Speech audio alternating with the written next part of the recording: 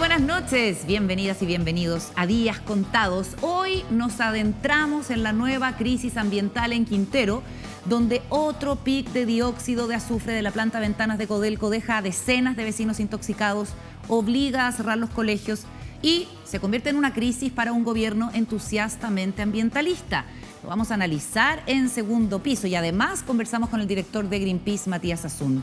Viene al estudio la periodista Carmen Gloria López, que se ha especializado en temas de género y publicó hace poco el libro Ojos que no ven, sobre los sesgos en este asunto. Conversaremos sobre el gobierno feminista y la influencia de los medios de comunicación en que se mantengan ciertos estereotipos. Comienza Días Contados, contamos todo, contamos con todos.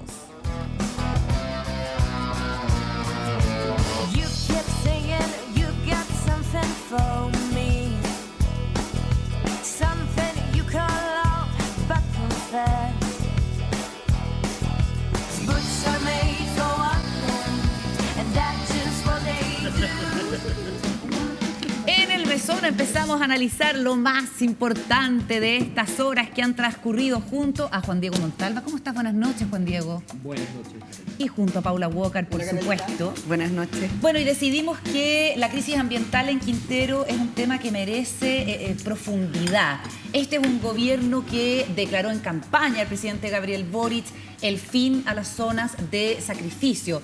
Se defiende y se releva el rol de los luchadores y luchadoras medioambientales, y sabemos que en la zona del cordón industrial de Quintero y Puchuncaví ha habido personas muy notables en este asunto, que ha dejado además una serie de decisiones, de medidas, como un fallo incluso de la Corte Suprema, que obliga a las instituciones involucradas a tomar medidas para evitar este tipo de cosas. Abrimos Segundo Piso pensando en las repercusiones que esta crisis ambiental puede tener.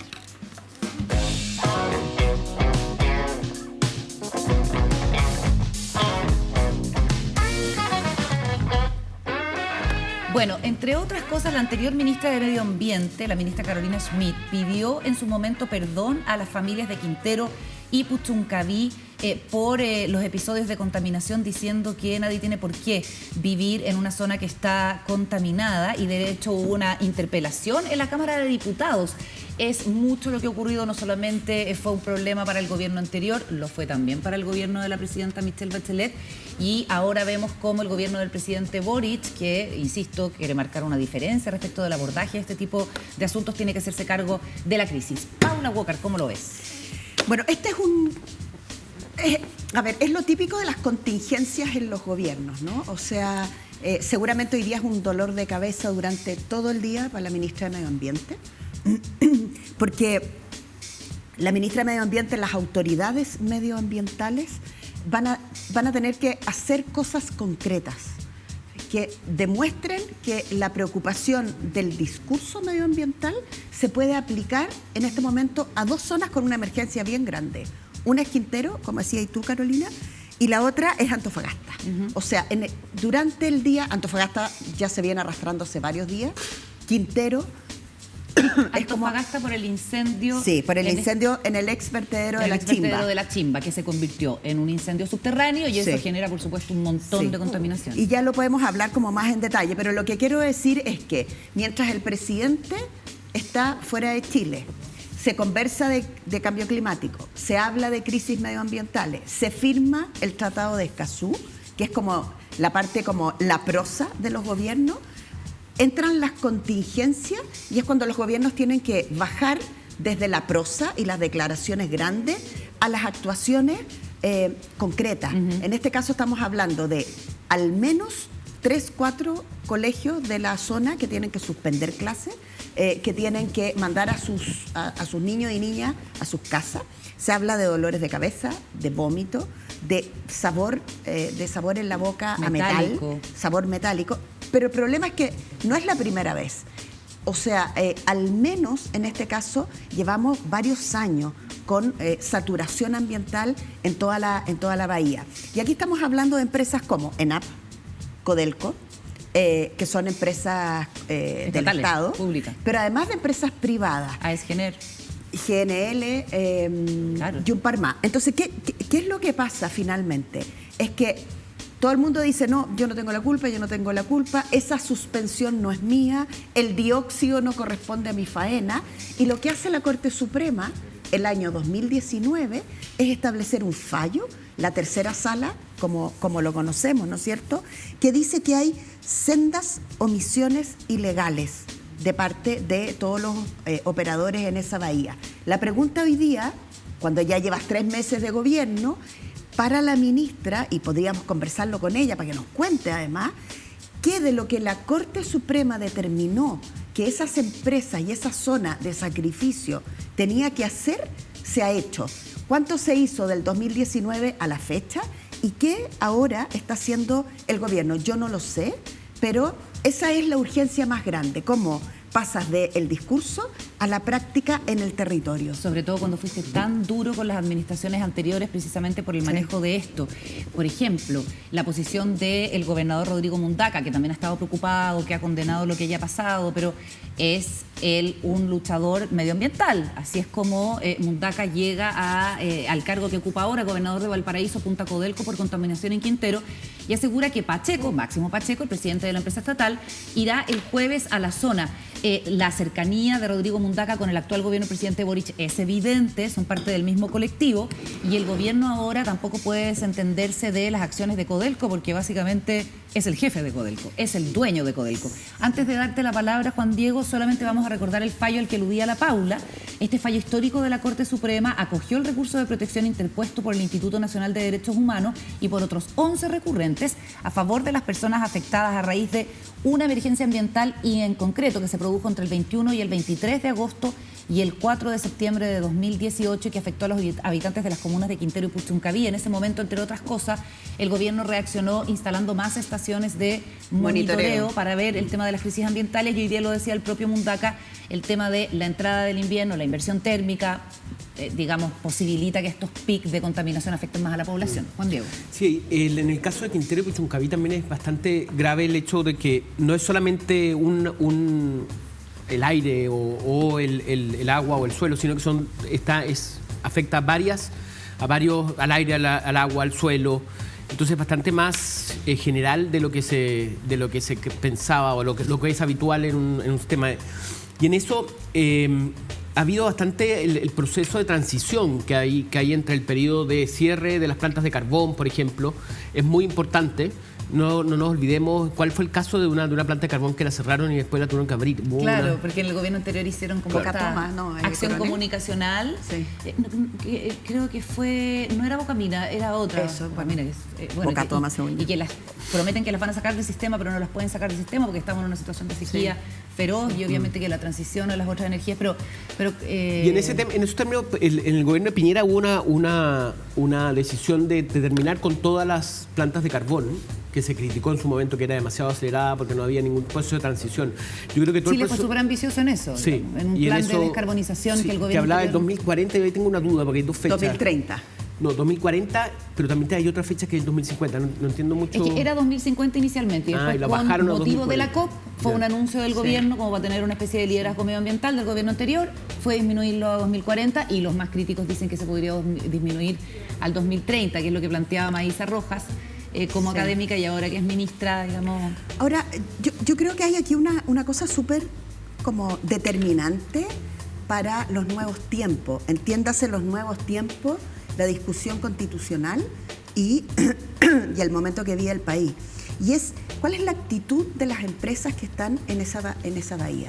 El 2018, todas deslindaron responsabilidades.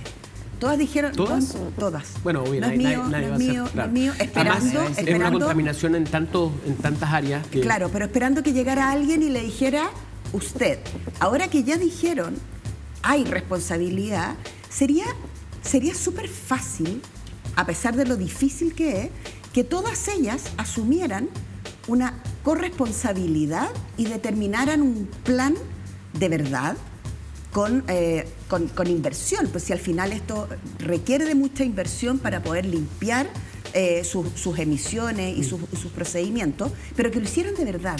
O sea, que entendieran que ahí estamos hablando de generación de niños y de niñas, un gobierno que además protege, dialoga con los niños, dialoga en términos de la importancia de la infancia, y a poquitos kilómetros está esa zona de sacrificio. Entonces, si las empresas privadas, conjuntamente con el gobierno, con la autoridad ambiental, armaran un plan, pero armaran un plan donde crean valor entre todos y todos asumen ciertas cuotas o sea, no solo de responsabilidad, sino que de inversión y de dar vuelta completamente la situación. Yo creo que esto es una oportunidad, que el sector privado debiera tomarlo como oportunidad, y yo esperaría también que la institucionalidad ambiental pudiera operar en esa lógica.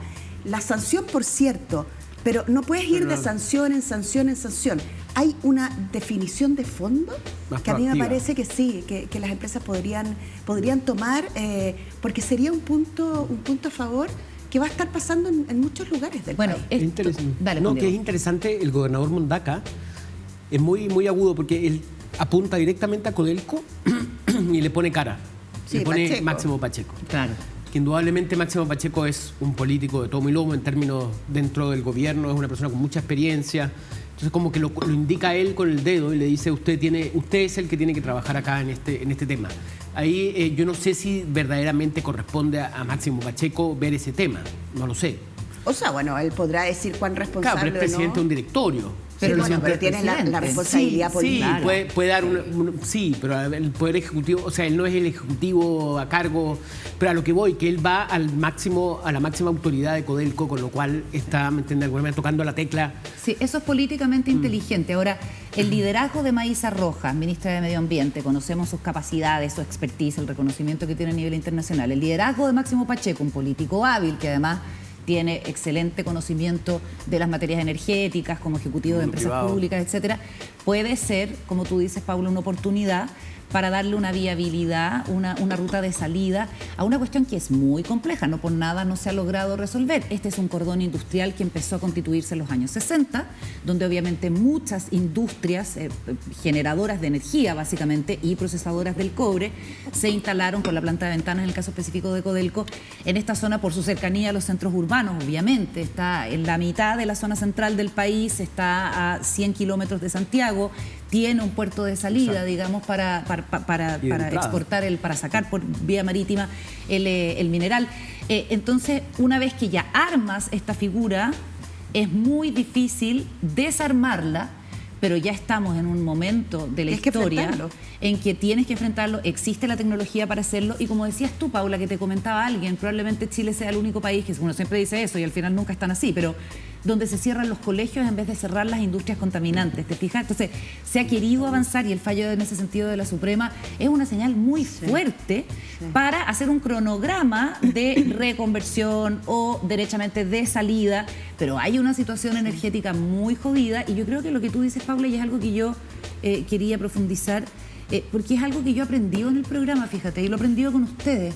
Por Dios que hay autoridades que miran para el lado, que se hacen las lesas porque esto le corresponde al otro, porque para qué me voy a meter yo, y por Dios, en ese sentido que son importantes los liderazgos, ¿no? Porque, mira, piensa en lo siguiente, Carola, la ministra vocera decía el otro día en una vocería una frase que yo creo que es una frase central, que hace al tipo de liderazgo de las personas, pero que te la pueden cobrar súper cara. Y ella decía, este gobierno se va a diferenciar de otros gobiernos porque vamos a ir a la raíz de los problemas. Esta es la raíz de un problema medioambiental súper severo. Tienes por otro lado al presidente conversando ayer con los muchachos y muchachas estudiantes en la universidad en Ottawa, que cuando le preguntan por los temas medioambientales, él dice, yo espero que las empresas mineras canadienses hagan en Chile lo que hacen en Canadá. Sabemos que Canadá es un lugar donde se trabaja bastante mejor que nosotros, el impacto sobre todo de la industria extractiva, ¿no es cierto?, de las mineras. Por lo tanto, si uno empieza a juntar las cosas, lo que debiera pasar es que la mirada sistémica del gobierno es justamente, lo prometimos en campaña, tenemos una ministra súper destacada en medio ambiente, tenemos también tenemos al superintendente de medio ambiente que aparentemente es subrogante todavía porque está en el cargo en alta dirección. Nombramiento. Claro, en alta dirección pública. Está el gobernador regional, que es un hombre que viene de un trabajo súper fuerte en torno al impacto, en este caso del agua, pero bueno, aquí estamos hablando también de napas de aguas contaminadas por la producción de esa bahía. Entonces, está todo puesto. Es como cuando uno ya llega al fondo, claro, y uno dice, ok, ¿seguimos cerrando colegios o empezamos a mirar que todo ese cordón, liderado por alguien, que puede ser perfectamente una persona como Pacheco, la ministra de Medio Ambiente, un grupo de personas, con la empresa privada, determine ir a las causas y entonces sea un lugar como una especie de piloto, capaz de demostrar que tú puedes hacer convivir el tema medioambiental, el tema económico y los derechos de las personas de vivir en un medio ambiente libre de contaminación. Oye, ¿qué decía el programa del presidente Gabriel Boric en materia de zonas de sacrificio?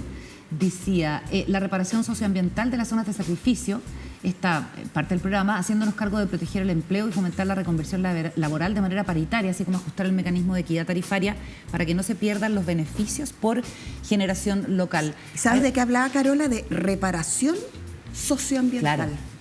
La pregunta es qué significa eso en concreto en Quintero, por ejemplo. Claro, cuando hoy día hay niños que están sufriendo los síntomas de la intoxicación, porque hablaba también una dirigente en una entrevista que dio a CNN y le hablaba, porque ahí está la agrupación de mujeres contra las zonas de sacrificio, que es un movimiento muy fuerte, muy bonito y muy reconocido que se ha dado precisamente a partir de la crisis en Quintero Puchuncaví. Y ella le hablaba a la ministra Rojas, decía, ministra, yo entiendo que ustedes están recién entrando al gobierno, que están recibiendo un montón de problemas, pero hágalo por los niños, tome una decisión. Y la decisión es cerrar o no cerrar las industrias. ¿Se puede?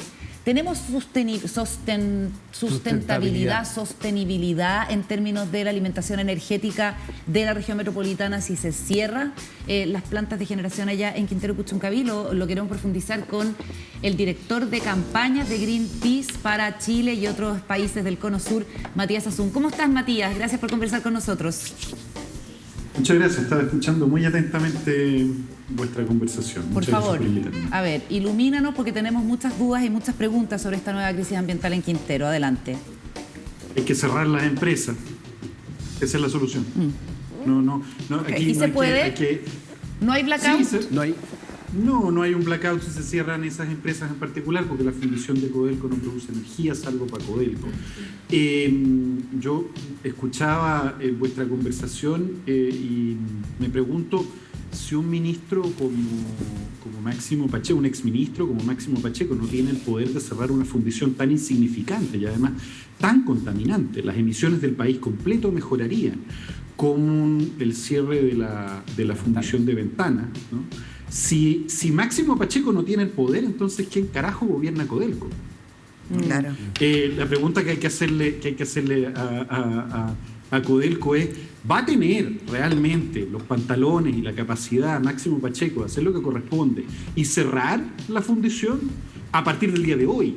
No del jueves cuando le respondió a Rodrigo Mundaca, el gobernador. A partir del día de hoy, las condiciones atmosféricas reportadas por el Twitter de la Seremi de Medio Ambiente y el Plan de Descontaminación Ambiental establecían que las condiciones del día de hoy iban a ser malas durante la noche del día de ayer y el día desde hace 4 días atrás. Desde hace 4 días atrás. Total. En el año anterior al estallido social, en los 12 meses anteriores, fueron apenas 30 días los que no se tuvo que actualizar el protocolo de emergencias y respuesta. Esa es la realidad, incluso después del fallo de la Suprema.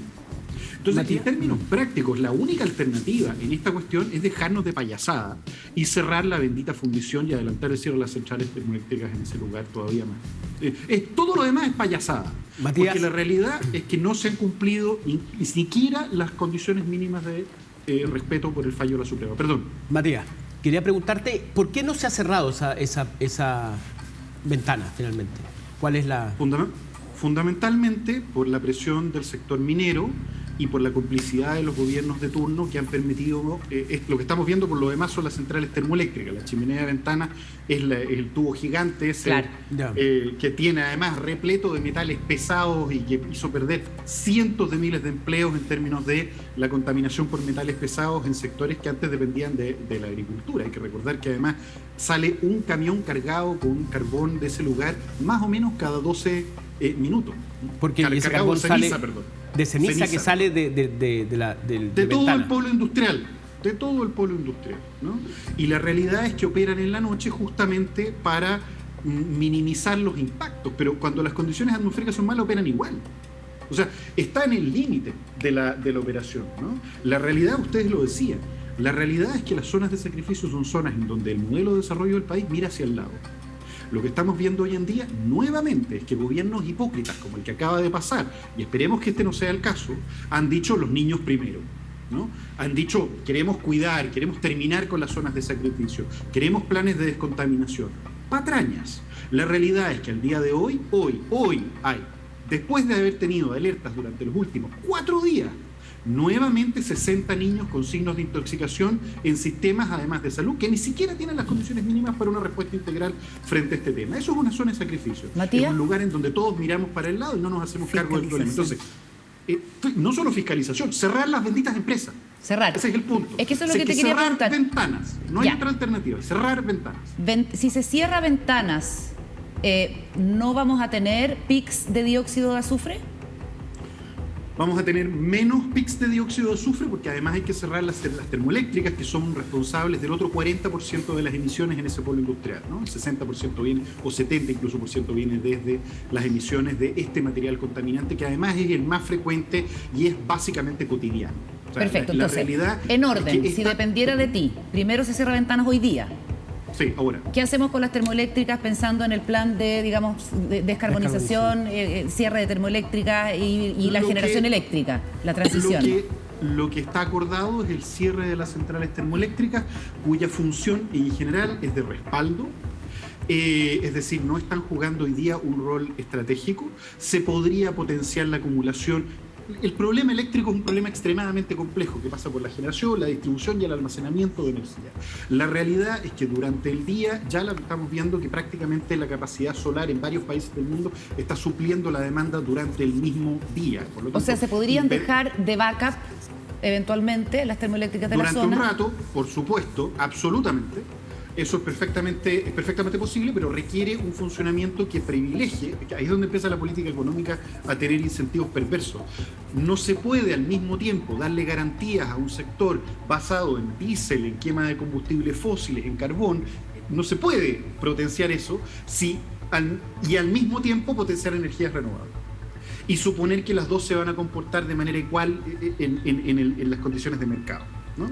Porque en realidad cuando estás haciendo eso y estás diciendo vamos a darle certeza al sistema, lo que estás diciendo es vamos a darle esta que necesitamos que cambie.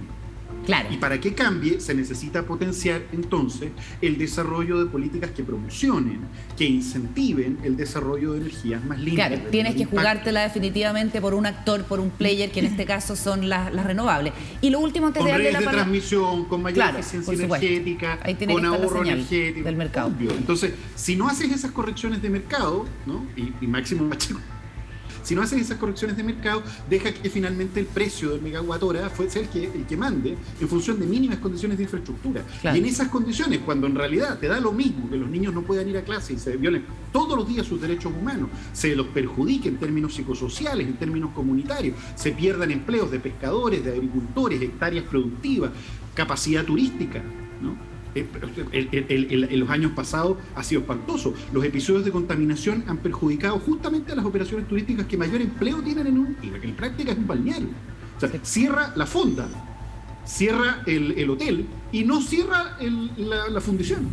Entonces, condiciones como esa, así de asimétrica, no se puede. Oye, no se puede. lo último. Hay que quejarse payasada y cerrar esta cuestión de una bonita vez por todas. Para entender a los actores contaminantes, la planta de GNL... Bien, gracias, ya no va más. Ayer se votó en el Comité de Ministros y se rechazó. Ya, pero ¿Te refieres a...? al GNL que llega a Quintero hay una planta de gas natural ahí. Sí, hay una planta, perdón, te referías a eso. Sí, a eso me refería. A la primera votación del Comité de Ministros de ayer.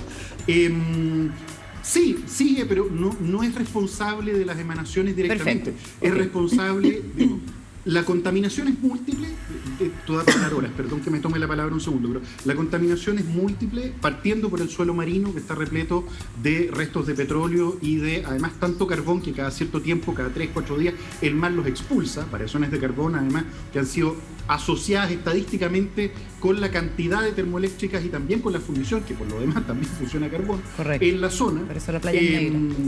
Claro, entonces en la práctica, esas son justamente las imágenes de las variaciones. La realidad del asunto es que efectivamente lo que hay que hacer es un estudio de cargas ambientales reales, con un plan de descontaminación real, y efectivamente la reparación de ese territorio empieza, no empieza después de cerrar, empieza cerrando la antes.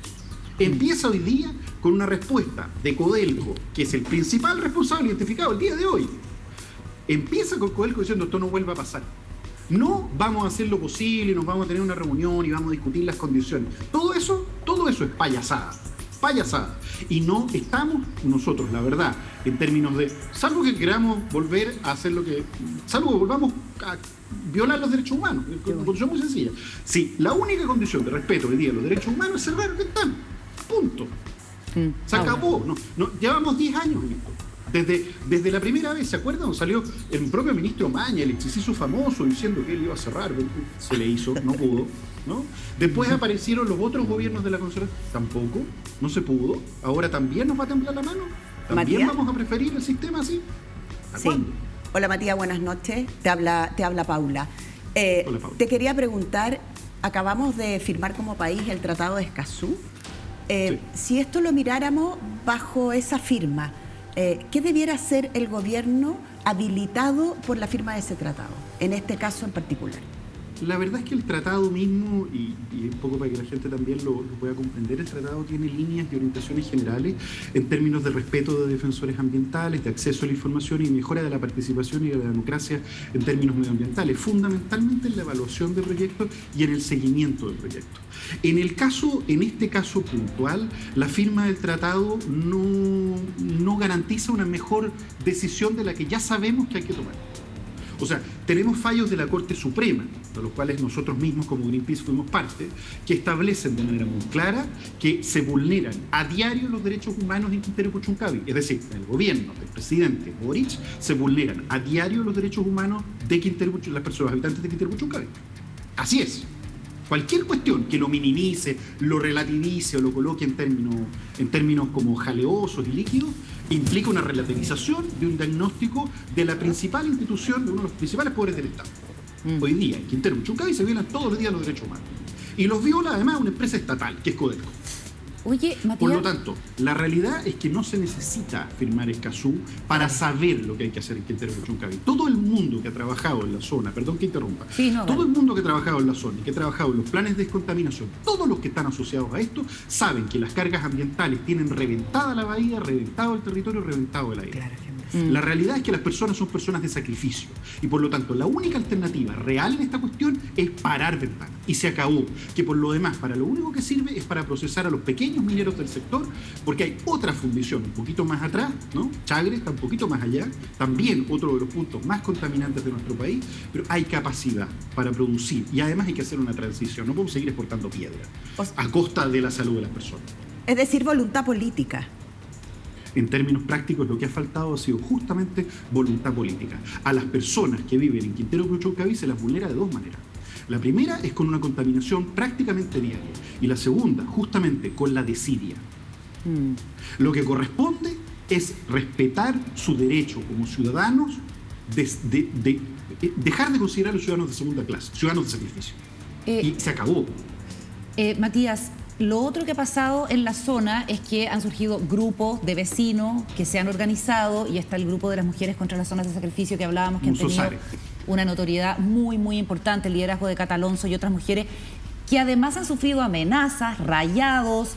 Quería preguntarte por esa variable, porque este gobierno específicamente, y también el Tratado de Escazú así lo establece, se preocupa mucho de la protección de los activistas medioambientales y en esta zona da la sensación, porque de hecho existen. De repente hay gente que piensa que no hay una resistencia de los vecinos por defender sus derechos, por avanzar en este asunto, por hablar con las autoridades, pero lleva muchísimos años organizados y han sufrido represalias, hostigamiento, por eso que es una cuestión que no es tan visible. A ver si nos puedes compartir un poco lo que sabes de ese asunto.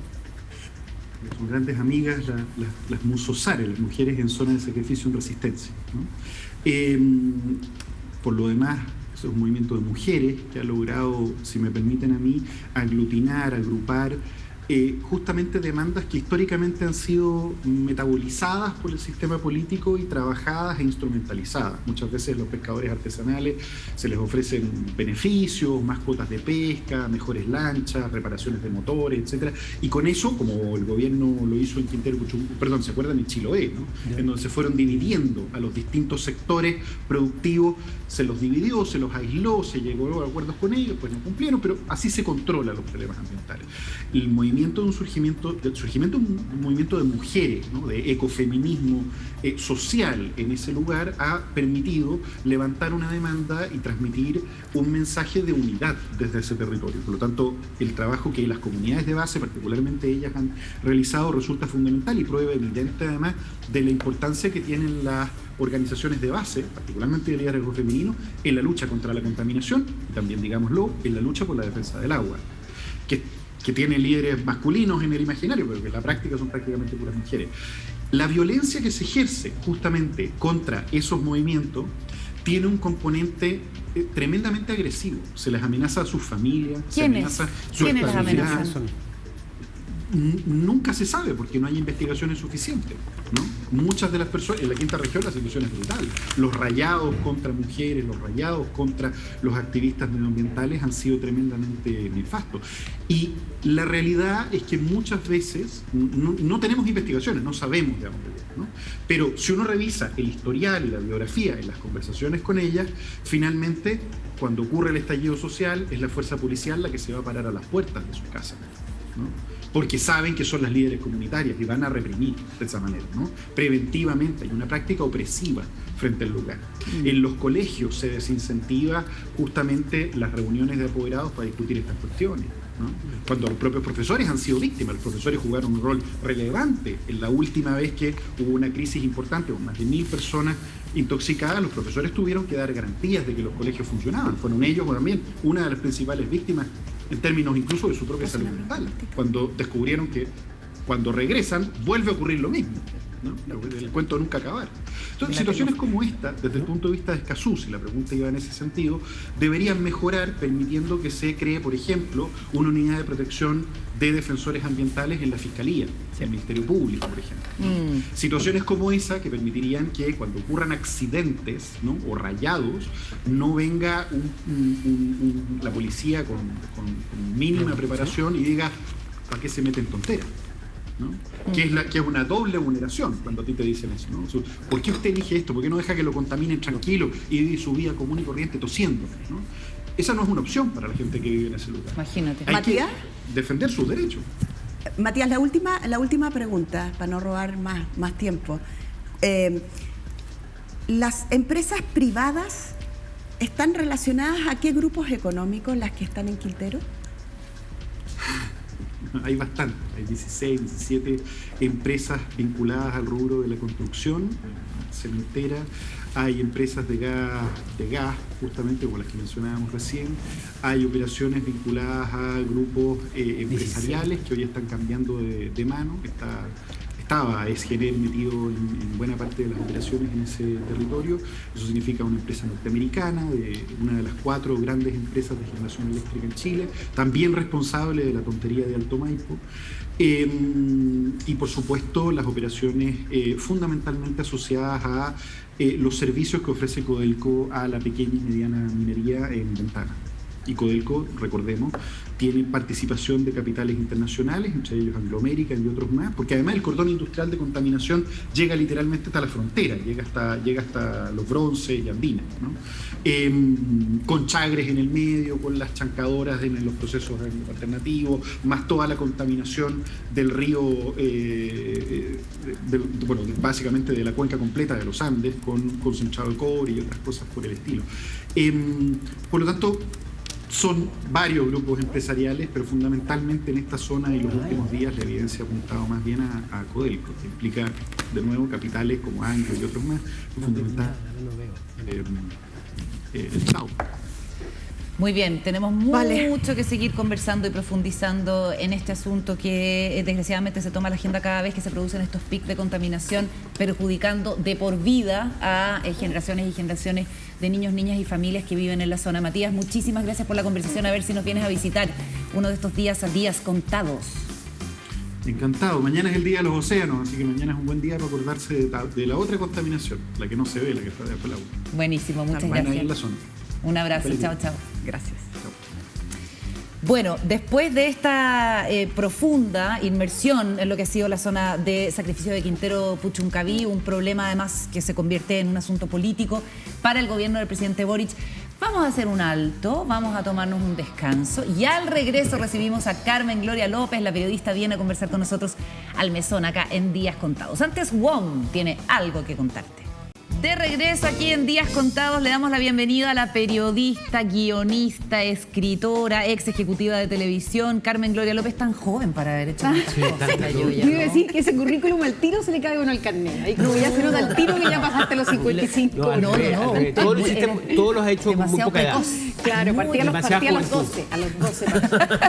Bueno, y la Yoya tiene esta gracia reciente que se llama, porque bueno, tú has escrito novelas anteriormente, tienes 3 novelas publicadas. Sí.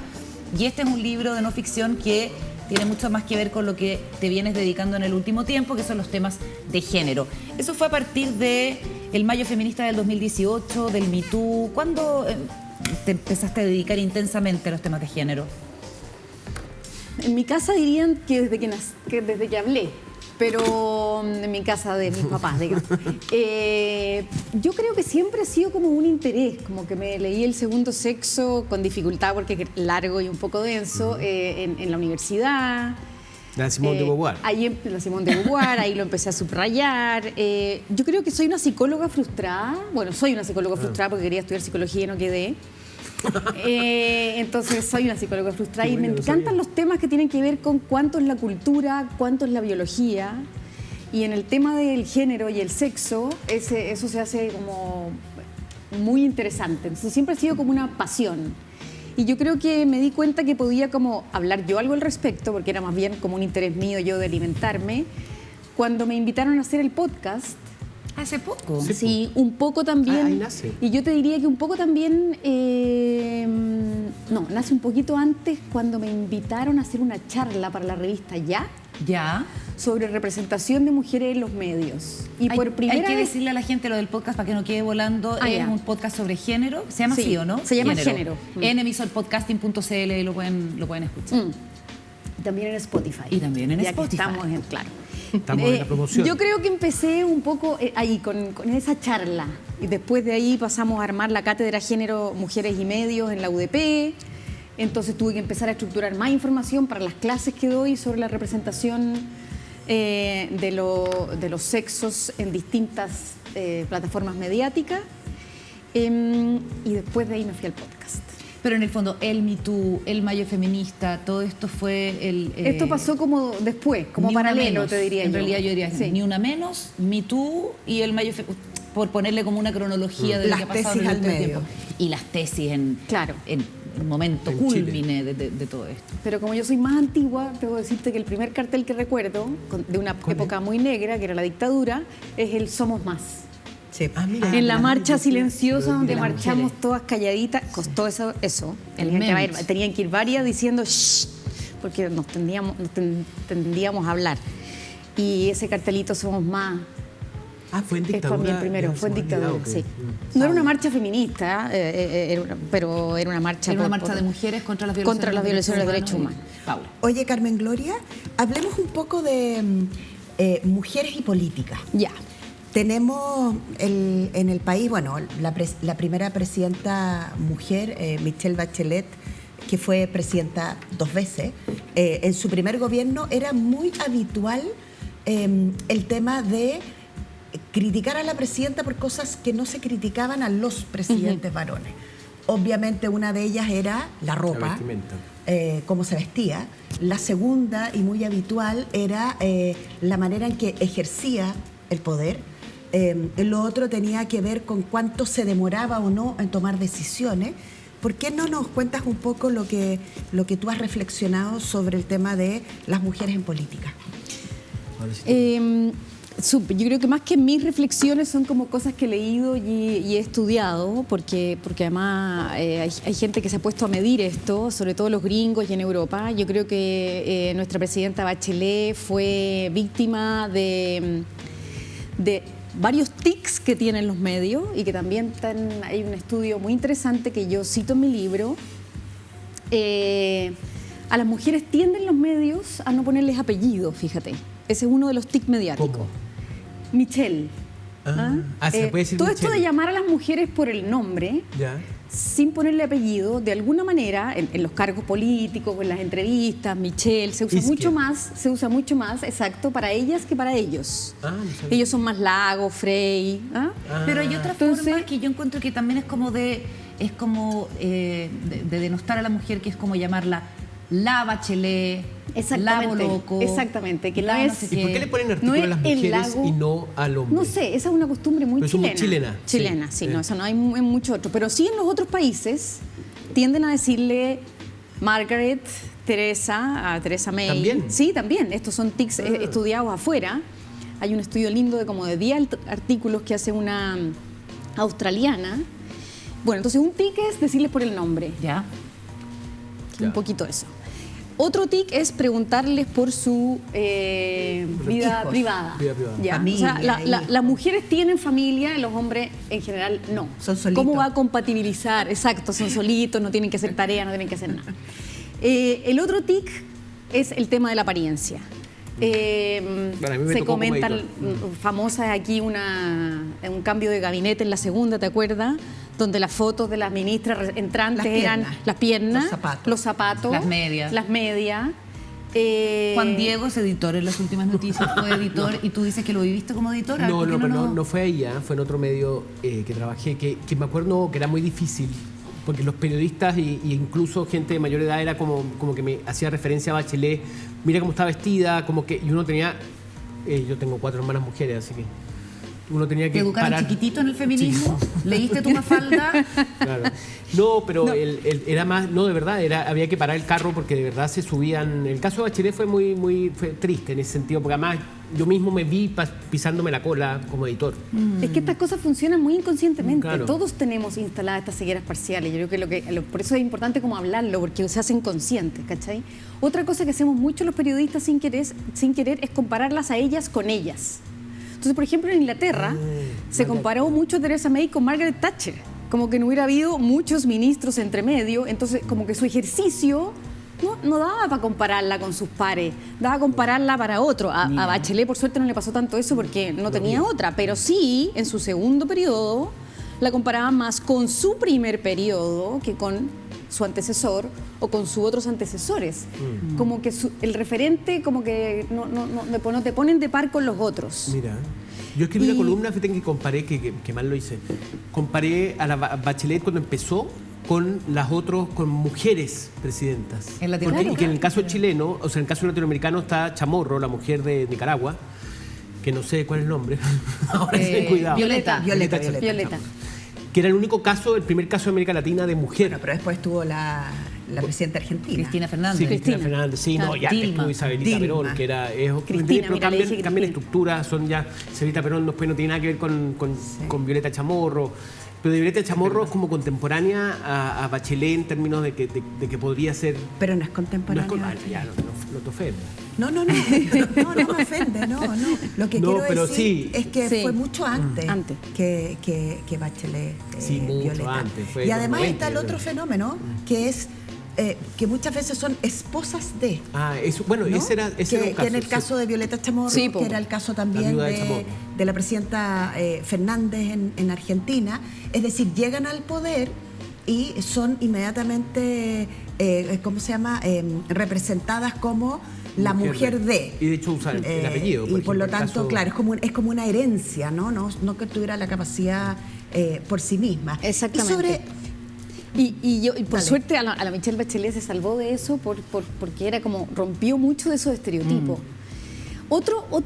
Hay una teoría que se llama la teoría del framing, o sea, del enmarcar. Otra cosa que pasa con estos tics que decía yo, que es otro estudio, que en este libro de Marcadas por usar labial de la UDP, editado por Catalonia, sale un estudio también muy interesante hecho en Chile sobre las parlamentarias, y otro de los marcos que tendemos a ponerle es el tema de género específicamente.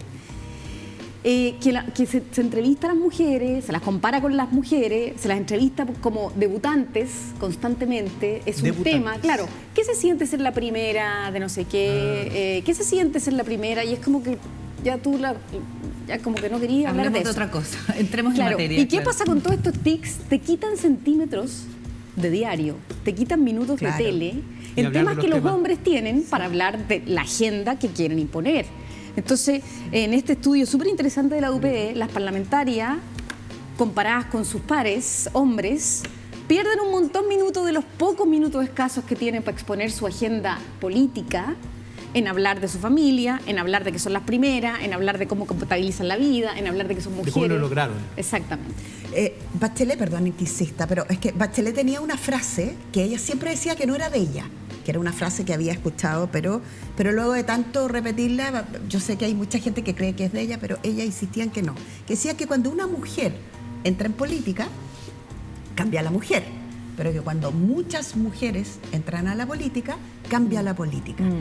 Después de la reforma que se hizo al sistema electoral en el segundo gobierno de la presidenta Bachelet y de las cuotas como afirmativas para que pudiéramos tener más mujeres en el Parlamento, diputadas y senadoras, aunque hay más diputadas que senadoras, ¿tú crees que efectivamente más mujeres entrando a la política cambian la política? Yo creo que sí, pero que es mucho más lento de lo que creemos. O sea, yo creo que nosotros estamos en una narrativa cultural que que por 7.000 años muy profundamente ha instalado la idea de que el mundo público no nos pertenece, de que nosotros somos ahí una especie de impostoras o debutantes inexpertas, y que por lo tanto nunca vamos a estar como a la par, por un lado. Segundo, todavía los códigos que... Estamos en una cultura que todavía valora mucho los rasgos masculinos, ¿no?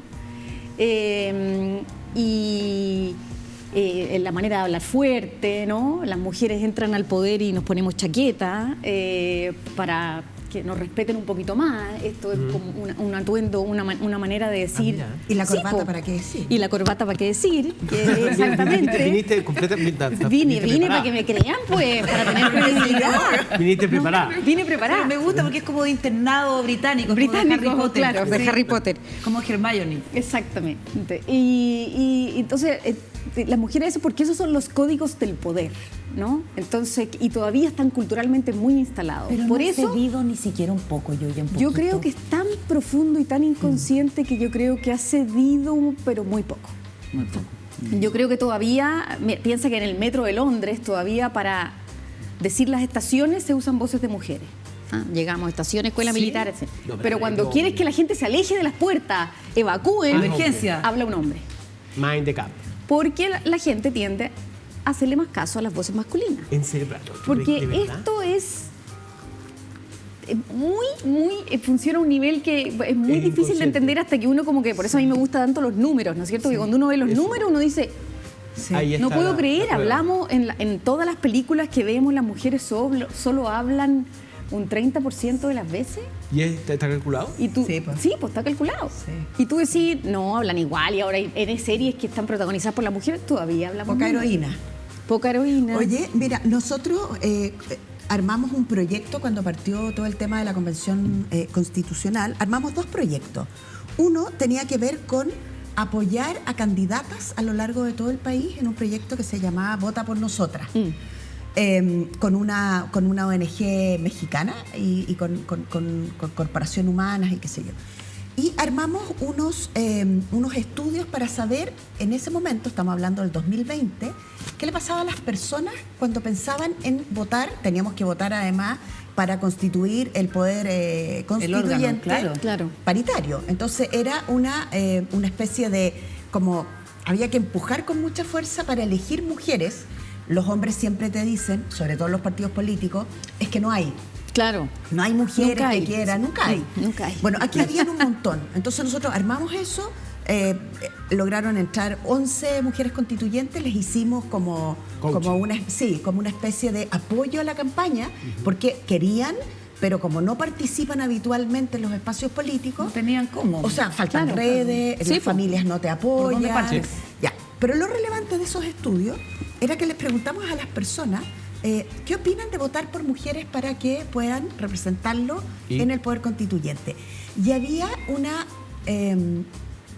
había como una especie de convencimiento de que a pesar del bajón de la política y de la credibilidad de los políticos, las mujeres abrían una pequeña ventana de esperanza de tal vez con ellas nos va a ir mejor. Y cuando Tal vez. preguntábamos, o sea, digo tal vez porque no era una Claro. reflexión así. Es una yo no esperanza puedo de hablar. cambio. Claro, veían, primero que como habían sido grupos minoritarios, al entrar podían representar mejor esta idea de que no estamos ahí. Y con ustedes que no han estado, tal vez ustedes nos representan mejor. En la lógica de la minoría, a pesar de que somos la mitad del país. Claro, somos Había la un minoría tema- más grande del mundo. Claro, ¿Y tú había un tema con sentiste la que- honestidad La mayoría más de las influyente. personas, ¿no? Es claro. que como no han estado en la política, tal vez son más honestas. Como Claro. no has estado Pues en yo el creo, poder, yo como creo una que apuesta. las mujeres son más honestas. Pero lo que quiero ¿no? decir, las fantasías, las creencias, los sesgos que tenemos todos, porque finalmente Sí, po. no es que las mujeres están vacunadas contra la corrupción. No. O sea, también puedes Bueno, Cristina meter las Kirchner- manos, Cristina ¿cachai? Kirchner ¿No? es un ejemplo. Un ejemplo de eso. Exacto, Yo ya- exacto. No, yo te iba a preguntar, ¿y ustedes sienten que el clima político de la constituyente, por ser paritario, es distinto a los climas políticos a los que estábamos acostumbrados? ¿Tú sentís que se notó ahí la presencia femenina? Como que se habló no de sé, otra manera. Sí. Yo siento- Yo voy, a veces voy Dale, dale. periódicamente voy a la convención. Y los hombres son prioritarios, o sea, son mucho más relevantes en la discusión, por lo que veo. En los pueblos originarios hay visto algunas mujeres que son bien importantes y que están muy preocupados todos de qué hacen. Pero mira la resistencia que generaron. Claro. Por ejemplo, en el caso de la señora Elisa Loncón. Sí. Sí. Impresionante el racismo, Impresionante, el además. clasismo, el machismo. No, de verdad, nosotros hicimos otro estudio, perdón que saque aquí toda la... Sí, saca, es todos bueno. los estudios, pero hicimos un estudio con el tema de las mujeres constituyentes. 77% de las mujeres constituyentes, lo hicimos con la USACH, recibieron a través de Twitter violencia por el hecho de ser mujeres. Loca, vieja, tonta, no sabéis India. hablar, pero transversal, desde la señora Marinovich Derecha. hasta la machi Elisa Linconao. Pero La Francisca Linconao. Perdón, Francisca Linconao. Pero lo que los movía era el hecho de ser mujeres. Y mujeres en la discusión Hay un pública, estudio ¿no? súper interesante que hicieron los ingleses con avatares en Twitter. Ya. Entonces pusieron las mismas opiniones dichas por un avatar Juan y la misma dicha por María. A Juan le discutían su idea. Ya. No, Juan, te has equivocado, bla, bla, bla. La A María la querían callar. Descas- Te vamos a cortar la cabeza, te vamos a cortar la No, lengua. ¿en serio? Quédate callada, ¿quién te mandó a opinar? La rabia Vuélvete contra a tu María, casa. vuélvete a tu casa. La rabia contra Descalificaron. María ¿La era descalificaban? volverla a su lugar. Es que es muy fuerte. Mira, en la Odisea, Telémaco manda a su madre, y él es un cabro chico de 15 años, a callar. Y le dice, el habla es mi tema, tu tema es la rueca y el telar. Así le dice. Y la dueña de casa, la mamá, se tiene que ir por la escalerita para arriba. Esa es nuestra primera obra literaria conocida que marca nuestra cultura, ¿no? Greco-latina, claro. y luego después judeo-cristiana, para qué decir ahí, Eva y todo. Entonces, por eso digo que va a ser tan lento, porque está demasiado instalado. Y por eso es tan importante la visibilidad. Por eso es tan importante cuando Bachelet salió presidenta, de que hubiera niñas que vieran esto y dijeran, esto sí está en mi Simbolismo, territorio. posible. Yo ya, Pero es tan alta la agresividad que los gringos tuvieron que hacer una campaña para que no siguieran renunciando tantas parlamentarias. Porque el nivel de violencia y de amenazas de muerte que recibían... Violencia política. Sí, mucha violencia política. Alexandra Nuria, Ocasio-Cortez. en un- Dame un segundo que Este es un gobierno que se declara feminista. Esta es una ministra del Interior. Es una mesa feminista. Esta es la primera ministra del Interior. Sobre ti, por ti sobre todo. Pero él es el menor, el más feminista. tiene 4 hermanas para arriba, entonces está como totalmente entregado. Está fascinado. Deconstruido. No, yo ayudo. Pero Yo colaboro acá. dime que no es liberador para los hombres el feminismo. Yo encuentro que los más liberados, o sea, yo creo que los hombres van a ganar mucho más que nosotros. Porque además las mujeres entendemos la presión que tienen los hombres de responder a sus propios, digamos, mandatos de género. Entonces, ahí viene una comprensión mayor. Tenemos por primera vez una ministra del Interior, no cualquiera, menor de 40 años, madre de una guagua que todavía no cumple un año o que lo está cumpliendo. Tenemos una ministra vocera que es la mejor evaluada del gabinete, que tiene una hija de 8 años y tiene tuición compartida con el papá de la niña. Entonces, una semana la tiene ella, otra semana. Cuando la tiene la vocera, va a las actividades con ella, la hemos visto. Cuando no está, la vocera aumenta su carga de trabajo y eso ella lo ha ido comentando, digamos, que también es una cosa. Hay ministras que no tienen hijos, no les interesa tener hijos. Hay diversidades sexuales y un montón de cosas que evidentemente representan una diferencia. Y hay una determinación política en la declaración de nosotros somos un gobierno feminista. Paralelamente tenemos al órgano redactor redactando una constitución feminista y ahora todas las elecciones, la norma quedó establecida así, van a ser paritarias, van a ser con el mismo sistema electoral con que elegimos a los y las convencionales, es decir, con el sistema de cebra en que se favorece. Hay gente que se resiste a eso y sigue diciendo que esta es una forma de meter por secretaría, de perjudicar a los hombres. Perjudicar a los hombres, meterle la mano a la urna, etcétera. ¿Tú crees que este tipo de cosas ayuda o más bien genera una tensión que puede hacer peor el remedio que la enfermedad? Yo creo, voy a partir por el tema de la visibilidad, por el tema del aporte que es que existe esta diversidad que tú mencionas, que veamos que es posible la custodia compartida. Todavía no entiendo por qué los hombres no han marchado por lograr eso como un estándar. Yo si fuera hombre estaría indignada que me pasaran los cabros chicos el puro fin de semana. Pero bueno, pero parece que no es un tema para ellos. Pero bueno, la separación emocional de los hombres, me acuerdo de haberlo hablado con un psicólogo, cuando se van de la casa es progresiva, desgraciadamente. Sí, pero bueno, yo creo que esa visibilidad es súper importante. La aniquilación simbólica de grupos sociales tiene como 3 etapas. Una es la omisión, es que no te vean, es que tú no estés. Lo estudiaron para los grupos afroamericanos en Estados Unidos y se aplica para las mujeres, aquí se aplica para los pueblos originarios. Si no estás donde está la sociedad que te muestran las noticias, que te muestra el cine, que te muestran las fotos que te rodean en la calle, empiezas a pensar que tú no existes. Claro, exactamente. Y el rol que ocupas cuando te ves también. Ah, claro. Sí, y segundo, el rol que ocupa. la noticia sin decir nada. Sí, exactamente. Entonces, como la omisión primero. Entonces, esto es muy importante, porque esto te hace sentir a muchas generaciones, este puede ser mi mundo también. Si quiero, porque yo tampoco quiero que todas las mujeres sean ministras y gerentes. Claro. Pero sí, es una opción para mí también.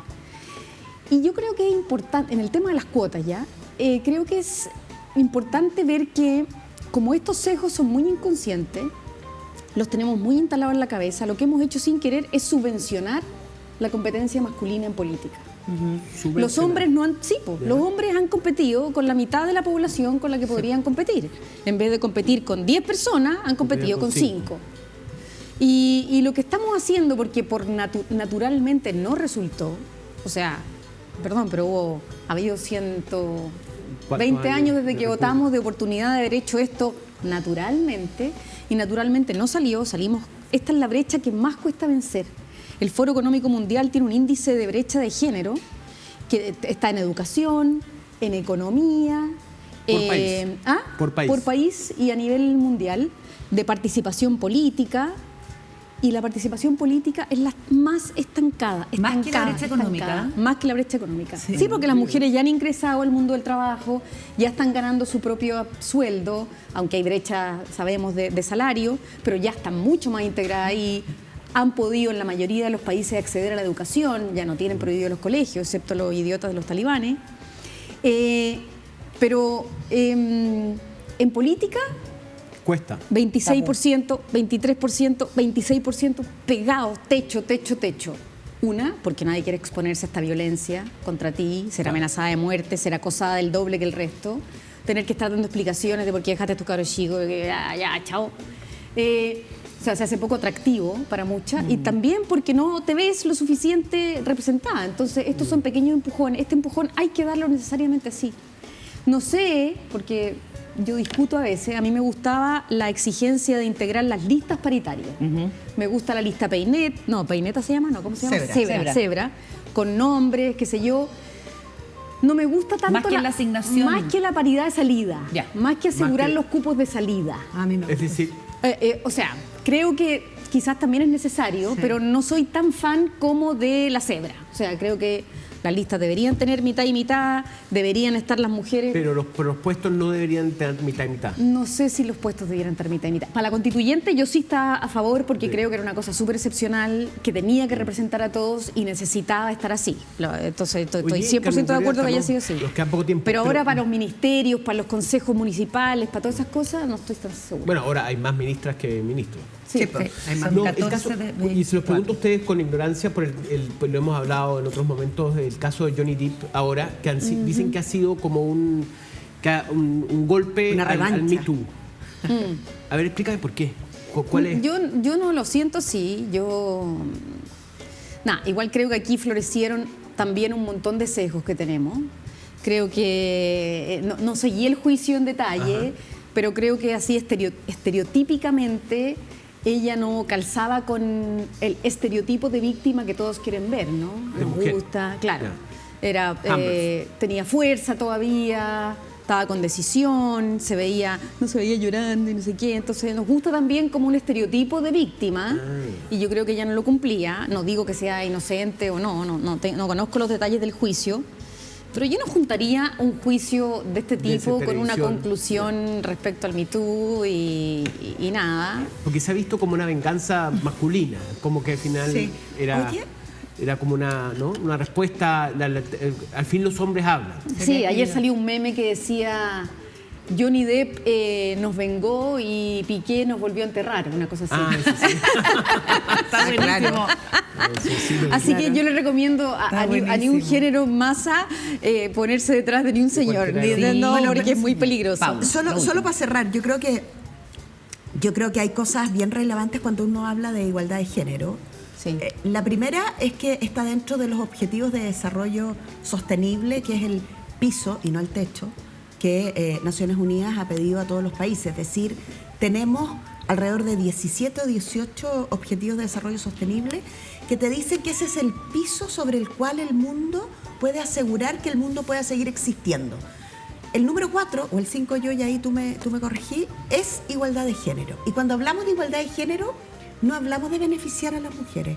Eso es muy, muy importante, porque lo que nos pasa hoy día es justamente la pregunta que tú encarnas, porque tú no la crees, de vamos los hombres a la revancha de las mujeres. Estamos hablando de igualdad en el sentido de que tanto hombres como mujeres estén representados en su justa medida, no solo para ejercer sus derechos, sino que también en representación. Cargos de poder como directorios de empresas, como la primera ministra de Hacienda, que todavía no la tenemos, ¿no es cierto? Bueno, la primera mujer presidenta y otros espacios de poder, rectoras, porque es importante, justamente por el simbolismo que tienen y lo que representa eso para mandar mensajes que tienen que ver con que el mundo está conformado por hombres y mujeres con igualdad de derechos. Entonces, la igualdad de género no es solamente, como dicen muchos, sobre todo la extrema derecha y los más conservadores, es como quitarle espacio a los hombres. No, significa, Debe estar en igualdad de condiciones. obviamente, significa un tema de igualdad de derechos también. No, y es como, claro, si estuviéramos en una carrera, alguien usaba esa imagen, ¿no? Esto no es como darle ventaja a las mujeres ya aparte tú en los Parte- 30. Esto es, partamos en la misma línea, Claro, partamos, no 30 metros más corramos atrás. los 100 metros, pero no me hagáis partir a mí 40 metros más atrás. Y hoy las mujeres, por todas estas condiciones culturales milenarias, están partiendo 50 metros más atrás en la carrera. Y van a seguir partiendo un rato largo. Y van a seguir Oye, partiendo ahí ojos un que no rato ven, largo. ensayo sobre los sesgos de género de Carmen Gloria López, editorial sudamericana, está en las librerías y aquí da muchos de los ejemplos que nos ha contado esta noche Carmen Gloria, y son muy, muy ilustrativos, llegan a ser fascinantes. Y desafiante para nosotros. Exacto, como desde la investigación, digamos, del conocimiento empírico, estos sesgos existen y desgraciadamente siguen existiendo, a no ser que entre todos acordemos un pacto cultural para irlo superando de a poquito. Bueno, harto también se ha hecho en el último tiempo. Yoya, un muy gran gusto tenerte por acá. Hoy un agrado, muchas gracias, qué honor que me hayan invitado. Hasta la próxima, porque te vamos a seguir invitando. Así que La próxima voy a venir con vestido. Claro, y flores. Con escote. Vestido y flores. como la escote. ministra Vallejo, que le dicen, hoy día vino con zapatillas, sí, pero mañana me puedo poner taco, porque según cómo amanezca. Obvio. Sí, ¿cómo ¿Y puede qué? ser tema? Pero bueno. ¿Y qué? Nos separamos. Viva y la seguimos con libertad. más.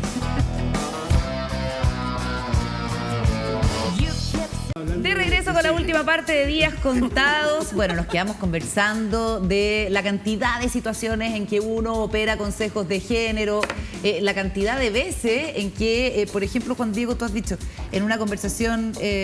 No, lo que decía usted. por ejemplo, sí. si yo y tú, es que a mí me ha tocado por el periodismo, porque trabajo me ha tocado trabajar con compañeros, Duplas. hombres. Entonces hay un entrevistado, generalmente son hombres, aunque también mujeres. Muchas veces miran solamente al A hombre. mí me ha impresionado acá. Pero a mí, después pienso que tal vez, no sé, se intimidan. Con la mujer. O uno le gusta. Ah. Como que uno también empieza a ser un poco más...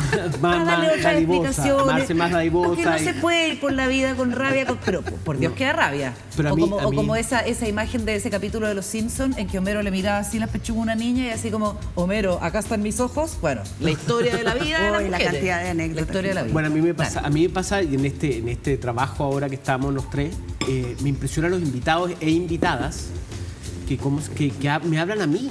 Y ustedes están ahí y yo digo como que no me mire tanto. Es que tú eres muy buen... Eso es lo que yo quería, ¿viste?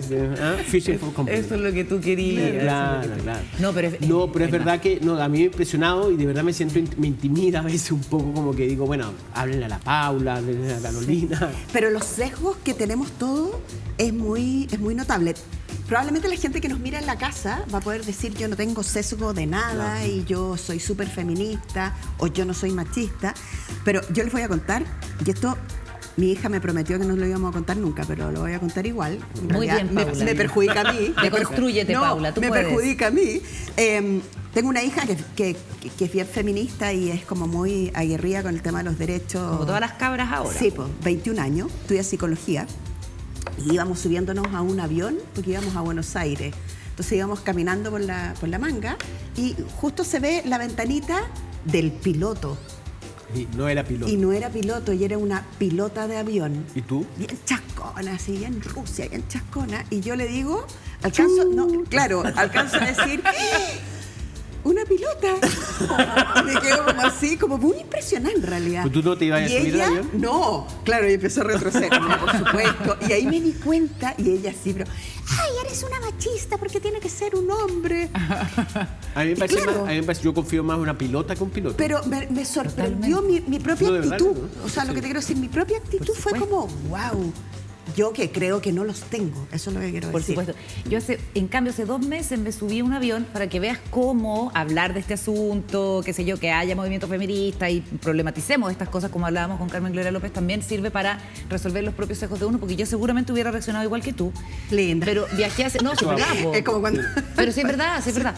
Viajé hace 2 meses al sur en avión con mi hija que tiene 5 años.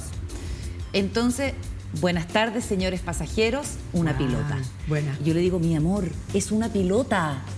Y le dije, ¿te das cuenta que tú cuando grande puedes ser pilota? Y ahora tú le preguntas, ¿qué quieres ser cuando grande? Pilota de avión.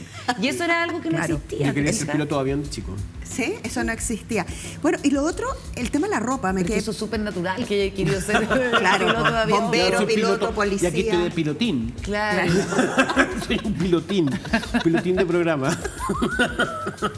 Oye, me quedé pensando en el tema de la ropa. O sea, que hay un estudio súper interesante que mañana les voy a decir el autor, pues no me Otro acuerdo. estudio más. ¿Tú te lo no, estás estudiando? No. Es muy estudioso. No, pues sí, lo que quiero decir es que en el caso de Angela Merkel, que es un caso súper emblemático para la política, piensen que ella partió como el 2004, 2005, no me acuerdo bien. ¿Tuvo pero 11, como 12 años? 12 años. 18, ¿O 3 periodos? 18, bueno, ahí ya alguien nos hablará. Pero lo más importante de ella es que las chaquetas de Angela Merkel fueron un tema a estudiar. ¿Ya? Entonces se estudiaba la chaqueta y el color de la chaqueta. ¿Ya? ¿Y cuál era? ¿Y ¿Si lo usaba? ¿Para cuándo lo usaba? Entonces, y la solapa, la no solapa, porque no usabas con solapa. lo más Ah, sí, importante también. es que la chaqueta daba previsibilidad de que ella nunca iba a hacer algo estrambótico con la ropa. Así, ¿ah? ¿Y eso tú lo estudiabas, Paula, para cuando trabajabas con Bachelet? Bueno, es súper interesante eso, porque efectivamente Bachelet 1 tuvo una manera de vestir diferente a Bachelet 2. Ah, mira, ¿Se acuerdan ¿por qué? cuando la presidenta Bachelet en su primer gobierno usaba chaqueta, como se le comparaba siempre con Merkel, ¿no? Esta cosa 16 años estuvo en el gobierno de Angela Merkel, según nos confirma Daniela desde el Switch. Ah, ¿viste? Tu muela funciona estupendamente. La tuya no parece. La mía escucho lejos. Bueno, 16... Bachelet 16 años claro, tuvo que estás Bachelet. hablando. Bienvenido. Primer Habría hartos gobierno. contentos, habría hartos, bien felices. ¿Qué cosa?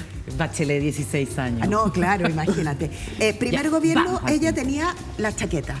Después partió a Nueva York y se acuerdan que en campaña, cuando volvió, usaba unas cosas preciosas que se había comprado en la India. Sí, como, y eran como cuellito mao y Como de cuello seda. mao, Sí, de como unos seda, tapados. más suelto. Sí. Bueno, y eso fue súper comentado también en su momento, porque entonces decían que había vuelto más suelta, más hippie y qué sé yo. Pero volviendo a Merkel, el color de la ropa era súper relevante, el color de la chaqueta. Entonces, la lectura política era, cuando ella usaba este color, tenía relación con la actividad que estaba haciendo. Eso me parece una lesera. Les quiero contar que en el caso de la presidenta Bachelet, que era muy divertida en eso, ella cuando hacía acciones con las Fuerzas Armadas iba vestida del color de la Fuerza Armada que le tocaba. ¿En serio? A Fuerza Aérea. O un azul. guiño. Azul. ¿Carabineros? Con los militares, gris. Con los carabineros sacaba su Verde. prendita verde. ¿En Entonces serio? era un guiño. Entonces, la ropa, que parece una tontera, la verdad es que es súper estudiado Te da posibilidades. desde el punto de vista que nos estaba mostrando Vamos una a foto. ver una fotografía. Claro, Ah, ¿ves? claro, esa que llegó es la Ese fue el qué lanzamiento. bonita, me encanta esa foto. El Fíjate que lanzamiento de su- cuando- y ahí está con su anillo. Con Fíjate. su anillo Cultrún. Con su anillo que nos Cultrún. contaste, Paula. Y esa fue la época de lanzamiento de campaña. la campaña. Su Y tapado ahí está de con seda. su tapado de seda de la India. Oye, Qué divertida la foto. además que tenía que conquistar al electorado del movimiento estudiantil, digamos. ya lo tenía tenía ganado. que... Pero entonces la pero ropa eso no fue da cuando- lo mismo. Ahí fue cuando Segundo- llegó a Chile, después cuando ahí empieza la campaña. Sí, pues Campaña, esa el plena segundo- campaña. exacto. Porque además Eso por fue Claro, por y la que- M, viste en que era la 1900. M de Michelle era. Acuérdate que ahí tuvo que abrirse a conquistar al electorado de izquierda, que era totalmente refractario a la concertación. Bueno, y al ahí Partido conocimos, Comunista. oye, ahí conocí yo por Movimiento primera vez, estudiantil. ahí conocí yo por primera vez a la vocera, que A la vocera Camila Vallejo. Camila Vallejo. Ahí la conociste. Claro, en plena campaña, como esa era una campaña donde participaba el Partido Comunista, nos pidieron una reunión. Le pidieron a la presidenta, yo estaba ahí. Y entonces llegó Carol Cariola y la ministra Camila Vallejo, que no habían sido muy amables con la presidenta No, Bachelet. había sido- Pues si el fueron debate era si apoyaban si o no el punto apoyaban. RD nunca se... El tema de Partido Frente Amplio, Comunista. el Frente, sí, pero el Partido Comunista dentro de todo fue leal con No, pero- Bachelet, pero los jóvenes Claro. de los Frente movimientos Amplio. estudiantiles nunca le dieron el apoyo a la No, campaña y de Bachelet. acuérdate que habían unos Explícitamente monos no. que quemaban, que entonces ponían por Ah, no, igual. no, de Bachelet. ¿Se acuerdan? ¿Y cómo fue el Figura- encuentro de Camila Vallejo Bueno, y Michelle Y el Bachelet? encuentro fue muy divertido porque las dos entraron súper serias. Y eran Es que las dos son chicas. bien serias. Ah, las dos. Ah, la o sea, Carol y la Camila. Claro, no, Ah. la Presi es seria cuando tiene que ser seria, pero en el fondo una persona alegre, divertida, entonces las vio entrar y entraron las dos muy serias. Y Carol fue más risueña que Camila. Pero Camila Camila fue bien seria durante toda la reunión y salieron y al final ay, como un poco aflojó. Segunda reunión, aflojó un poquito más. Tercera reunión de campaña, ya al final estaban como bastante más, pero la primera vez cuando se fue, la presidenta me miró y me dijo, no les caigo bien.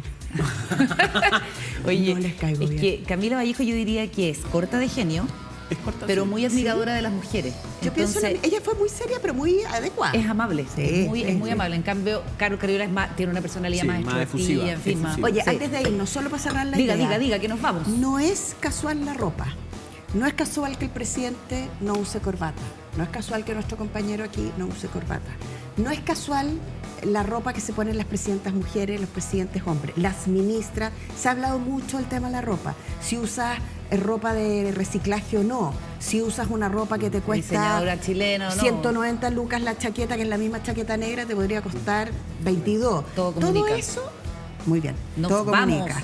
A Estupendo. propósito, está buenísima la temporada nueva de Borgen con Birgit y Katrina, dos mujeres en el poder, una en la política, la otra en los medios de comunicación. 10 años después, está buenísima. Yo la estoy Expliquemos disfrutando Borgen, mucho. yo sé si toda la gente sabe lo que Sí, es sobre la Borgen. política danesa. Es una serie de en Netflix, es una serie de Netflix. Es una serie de Netflix y vuelve después de 10 años con una temporada nueva. Muchísimas gracias por acompañarnos, un placer como siempre que estén acá con nosotros en Días Contados. Hasta la próxima.